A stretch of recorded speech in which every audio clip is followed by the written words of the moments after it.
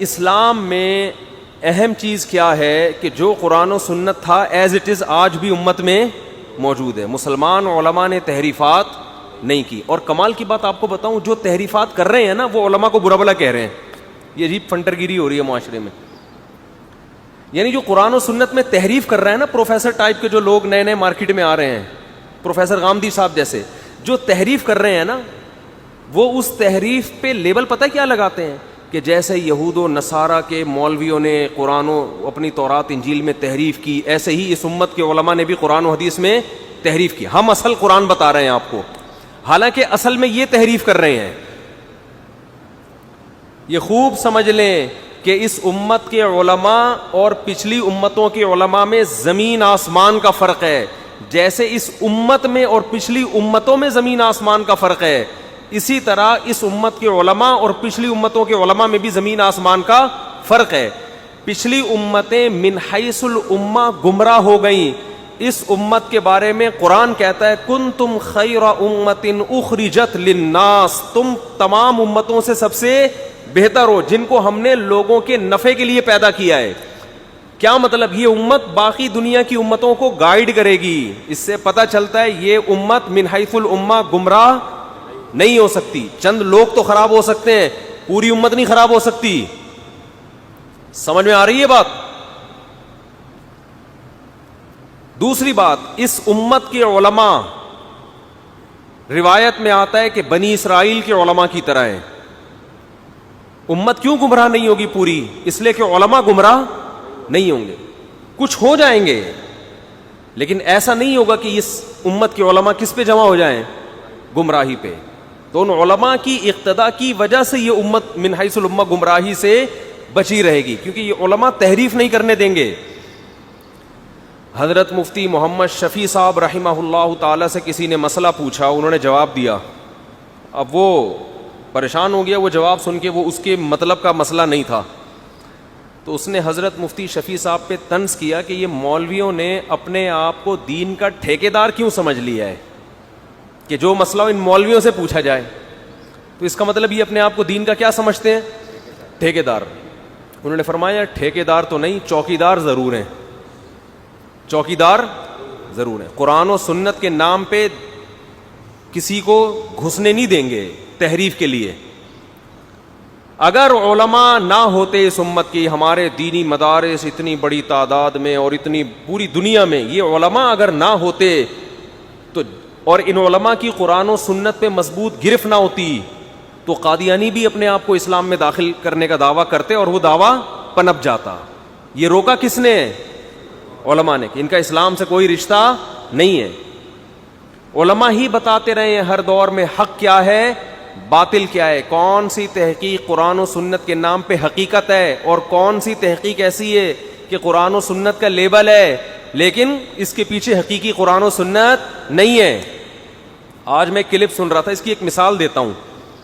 آج ہی مجھے کسی نے کلپ بھیجا, وہ کلپ بہت اچھا, جن صاحب کی وہ اسپیچ ہے وہ کوئی عالم نہیں ہے لیکن وہ اسپیچ ان کی بہت اچھی, مگر اس میں انہوں نے علماء پہ طنز کر دیا. سمجھ رہے ہیں؟ آج کل مسئلہ یہ ہے کہ جب تک مولویوں کو برا برا نہ کہو لوگوں کا چورن بکتا نہیں ہے کہ یار یہ مولوی لوگ ایسے ہوتے ہیں. اب لوگ بات سنتے ہیں, آپ بتائیں جی اصل قرآن و سنت. حالانکہ بہت اچھی تقریر تھی ان کی, بہت پازیٹیو بات تھی, لیکن درمیان میں طنز کر دیا. وہ تقریر کیا تھی؟ بہت اچھی. کہنے لگے قرآن مجید میں آتا ہے انما الخمر والمیسر والانصاب والازلام رجس من عمل الشیطان. اے ایمان والو, شراب اور جوا اور جو پانسے ہوتے ہیں اور جو جانور ذبح ہوتے ہیں, دو چیزوں کو انہوں نے فوکس کیا, شراب اور جوئے کو, کہ یہ اسلام میں حرام ہے. انما الخمر والمیسر. یہ میں آپ کو بتا رہا ہوں گمراہی کہاں سے آتی ہے. اگر آپ علماء کو فالو نہیں کرتے نا, صرف ڈکشنریاں دیکھ دیکھ کے ترجمے یاد کر کر کے آپ لوگوں کو گائیڈ کرنا شروع کر دو گے, پراپر علم دین حاصل نہیں کرو گے, تو کس کس راستے سے شیطان گمراہ کرتا ہے اس کی ایک مثال آپ کو دے رہا ہوں میں. وہ آیت پڑھ رہے ہیں انما الخمر والمیسر, اے ایمان والو, خمر کہتے ہیں شراب کو, میسر کہتے ہیں جوئے کو. تو محترم نے یہ کہا کہ میسر اصل میں نکلا ہے یسر سے. یسر کہتے ہیں آسانی کو, یہاں تک بات بالکل درست ہے. یسر کس کو کہتے ہیں؟ آسانی. میسر یسر سے نکلا ہے نا. تو جوئے کو جوا اس لیے کہتے ہیں کہ اس میں آسانی سے بغیر کسی محنت کے پیسہ حاصل ہو جاتا ہے. تو انہوں نے لکھا اس آیت کا اصل ترجمہ جوا نہیں ہے، بلکہ اس کا اصل ترجمہ یہ ہے کہ شراب اور وہ پیسہ جو محنت کے بغیر حاصل ہو جائے وہ اسلام میں کیا ہے؟ حرام ہے. پھر کہنے لگے یہ کہ کوئی مفتی آپ کو نہیں بتائے گا. اور واقعی الحمدللہ کوئی مفتی یہ بات، اللہ کا بڑا فضل ہے، نہیں بتاتا، کیونکہ یہ غلط ہے. ٹھیک ہے، اچھا ہوا نہیں بتاتا. اب یہ کہنے کی کیا ضرورت تھی؟ آپ کی اتنی اچھی تقریر چل رہی ہے، یہ کہنے کی کیا ضرورت تھی؟ وہی جو کہتا رہتا ہے نا، چورن کی دکان جس نے کھولی ہوئی ہے، وہ بھی کہتا ہے مفتی لوگ تم کو یہ نہیں بتائیں گے. خام خام ہی چورن سے یاد آیا، وہ ایک دفعہ انہوں نے ایک چورن یہ بھی بیچا کہ کسی نے ویل مچھلی کے بارے میں سوال کیا. ویل مچھلی کے بارے میں محترم سے سوال کیا تو انہوں نے کہا حنفی لوگ کہتے ہیں کہ ویل مچھلی اسلام میں کیا ہے؟ حرام ہے. یعنی حنفی فقہ حنفی میں ویل مچھلی حرام ہے، حالانکہ حدیث میں آتا ہے اتنی بڑی مچھلی ساحل سمندر پہ آئی تھی، صحابہ نے کھائی تھی. تو یہ دیکھو، یہ فقہ حنفی قرآن و حدیث کے کیا ہے؟ خلاف ہے. اور سارے بیٹھ کے نیچے کمنٹس لوگوں کے، اف توبہ توبہ، حنفیوں کو دیکھو قرآن. پہلے تو یہ تو ثابت کر کس نے بولا ہے کہ ویل مچھلی فقہ حنفی میں حرام ہے؟ خود ہی الزام لگا کے خود ہی جواب دے رہا ہے اس کے. جب مچھلی ہے تو وہ فقہ حنفی میں جائز ہے، کیونکہ فقہ حنفی میں تصریح ہے کہ سمندر کی تمام مچھلیاں کیا ہیں؟ حلال ہیں. فقہ حنفی میں یہ ہے کہ مچھلی کے علاوہ کوئی چیز حلال نہیں ہے. تم قرآن و سنت سے ثابت کرو، کسی ایک صحابی سے ضعیف حدیث دکھا دو یا کسی ایک تابعی سے ضعیف حدیث کہ مچھلی کے علاوہ کسی چیز کو ہاتھ بھی لگایا انہوں نے، پھر آپ بولنا فقہ حنفی قرآن و سنت کے خلاف ہے. تبھی کہہ رہا ہوں سامنے بیٹھے گا تو تیرا چورن کی دکان بند ہو جائے گی. صحیح ہے نا؟ فقہ حنفی پہ بھی الزام لگا رہا ہے، علماء پہ بھی الزام لگا رہا ہے. فقہ حنفی میں ویل مچھلی بالکل جائز ہے. کس نے کہہ دیا؟ اگر کسی کتاب میں لکھا بھی ہے کہ حرام ہے تو وہ غلط لکھا ہے. فقہ حنفی ہر کتاب کا ذمہ دار نہیں ہے. تو بیٹھ کے فضول بس علماء پہ الزامات لگاتے رہو. اور میں نے جو سوالات کیے ہیں کہ تم اگر یہ حلال ہے مچھلی کے علاوہ بھی، دیکھو اختلافی مسئلہ ہے، ہم اس میں اعتدال سے کام لیتے ہیں. باقی فقہا ویل مچھلی کے علاوہ سمندر کی مخلوق کو بھی حلال سمجھتے ہیں، لیکن وہ اعتدال کے ساتھ، وہ فقہ حنفی پہ طنز نہیں کرتے. وہ کہتے ہیں ان کے اپنے دلائل ہیں، ہمارے اپنے دلائل ہیں. یہ لوگ جب رد کرتے ہیں نا تو ایسے فنٹر بن کے رد کرتے ہیں کہ قرآن و حدیث صرف انہی کو آتا ہے، ابو حنیفہ کو نہیں آتا تھا. آپ ذرا ہمارے ساتھ بیٹھو، انشاءاللہ ہم آپ کو بتائیں گے جتنا اچھا قرآن و حدیث ابو حنیفہ نے سمجھا ہے، آپ خواب میں بھی وہ ایسا نہیں سمجھ سکتے. تبھی تو بڑے بڑے محدث، میرا ایک بیان ہے آڈیو بیان کہ بخاری اور مسلم کے راویوں میں بڑے بڑے محدثین ایسے ہیں جنہوں نے اس بات کا اعتراف کیا ہے کہ ما سمعنا رأیا احسن من رأی ابی حنیفہ. ابو حنیفہ کو جو اللہ نے فقاہت دی تھی، سمجھ دی تھی، اس جیسی سمجھ ہم نے کسی میں نہیں دیکھی ہے.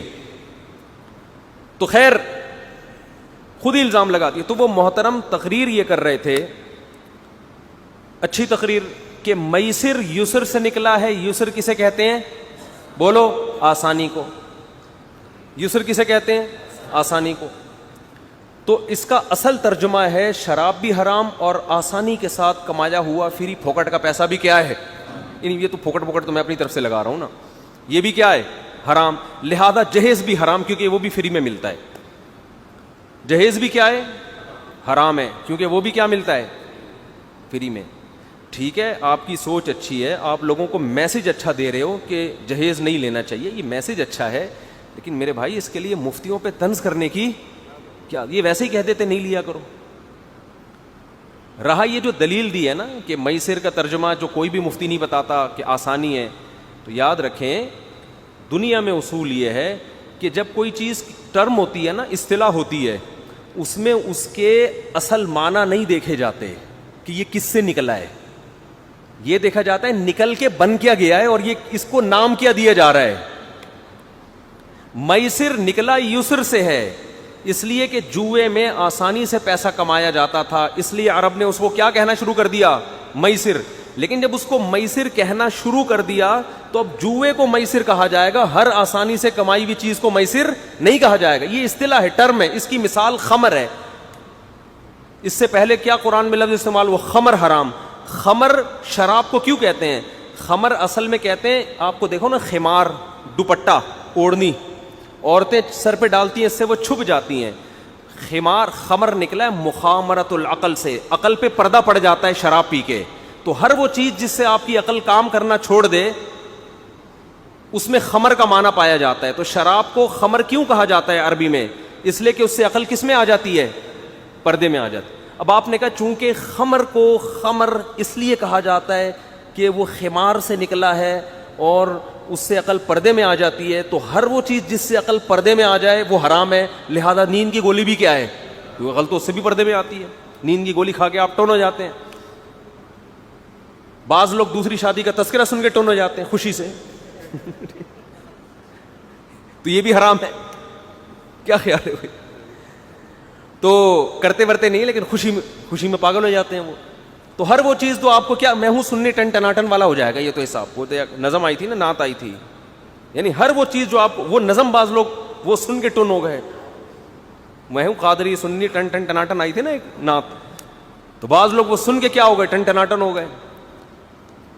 تو ہم کیا کہیں گے بھائی, خمر اگرچہ یہاں سے نکلا ہے یہ لفظ, لیکن جب نکل کے کسی خاص چیز کو نام دے دیا گیا, ناؤن ہو گیا, تو اب اس سے وہی چیز مراد ہوگی. یہ نہیں دیکھا جائے گا کہ اس کا مادہ اشتقاق کیا ہے, یعنی یہ لفظ نکلا کہاں سے ہے, جہاں سے نکلا ہے ان تمام چیزوں پہ اس کو چسپاں کیا جائے, ایسا نہیں ہوتا.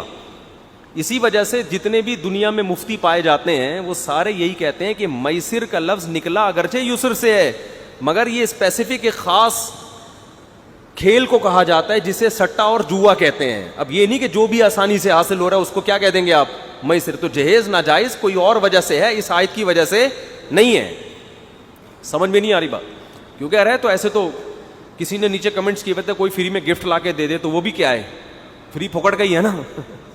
جہیز میں تو پھر بھی تھوڑی ٹینشن ہوتی ہے, تھوڑا مانگنا پڑتا ہے, بے شرم بننا پڑتا ہے بعض دفعہ.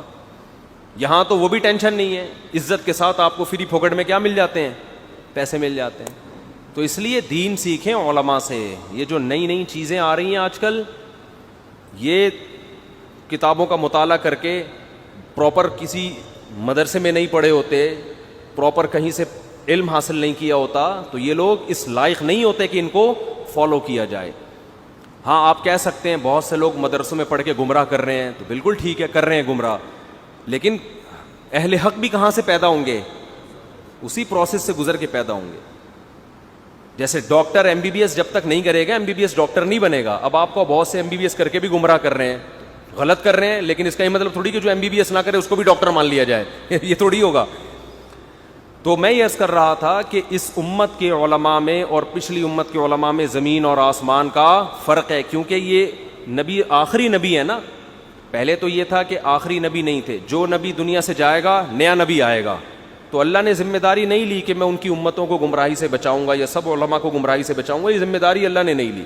ابھی اللہ نے ذمہ داری لی ہے, کیونکہ یہ امت نبی آخری نبی ہیں, تو یہ امت آخری امت ہے. یہ اگر گمراہ ہو گئی تو کافروں پر حجت نہیں تمام ہو سکے گی.